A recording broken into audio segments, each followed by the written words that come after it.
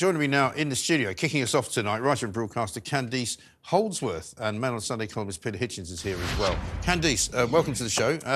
Crash, bang, wallop, I suppose you might start off with. I mean, the return of David Cameron, the sacking of Suella Braverman, just an amazing day, really. It is. That is the political comeback that no one foresaw. I mean, it wasn't even leaked at all. No one even revealed it. Yeah. And it must have been going on for some time that they were in talks with David Cameron to do this. This isn't something he decided overnight. Right. Especially because he had to be made a lord to do this role. Well, I guess they'd have to check that you could do that. And a lot of people are not happy about the fact that he's suddenly become a lord out of nowhere as well. And then, therefore, he won't really be able to answer for any of the policy decisions that the government makes and that he carries out. But also, you know, it was only a couple of days ago that the famous sort of football manager quote came out from Rishi Sunak that he had great confidence in Suella Braverman. I'm assuming that come Sunday night and Monday morning, he just couldn't take any more of the kind of the two fingers salute from her, where she was simply just rubbing his nose in it. Well, I just wonder, though, if she had an inkling of this. She must have done. I mean, did this come as a shock? He must have been planning this for a while, because this is a real shift in strategy now.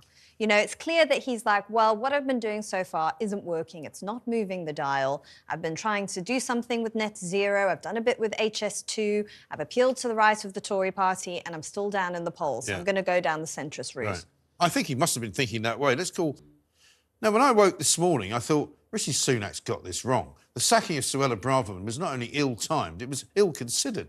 It was not only a capitulation to the hate marches that have been plaguing the streets of London for the last 5 weekends, but it was a signal to all those voters who still believe that the Prime Minister cared about their concerns for the future of Britain.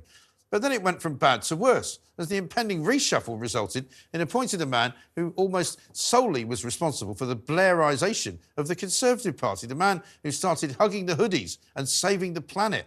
David Cameron invented the rot that set in to the right wing of the Tory party, and his Foreign Secretary credentials start and end with Libya, a country which has been at the very centre of our illegal migrant problems and is still virtually a rogue state, thanks to his intervention as Prime Minister. If this is Rishi Sunak's agenda for change, he might as well get the DeLorean on order, because he's going back to the future, and it will be his own picture that starts fading as he and David Cameron start rewriting history.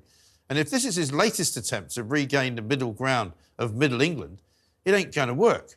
Suella Braverman said the things that ordinary voters agreed with, and she said them in a way that they understood. She was right about what happened on Armistice weekend. We saw it with our own eyes. To blame her for what happened is as ludicrous as it is pathetic. And if you believe the Sunak PR machine, everything will now be all right without the former Home Secretary. All he's done is to give the pro-Palestine marchers the signal that they can carry on occupying central London every weekend, chanting hate, committing crime and fighting with the police. While ordinary citizens can't go about their normal lives, he's given the police permission to continue with their policy of two-tier policing, allowing for the mob to roam the streets with impunity and damn the consequences. The Labour Party will be rubbing their hands tonight, as will Reform UK. Proper Conservatives have been abandoned today, and all for the love of the Remainers. Just watch this space.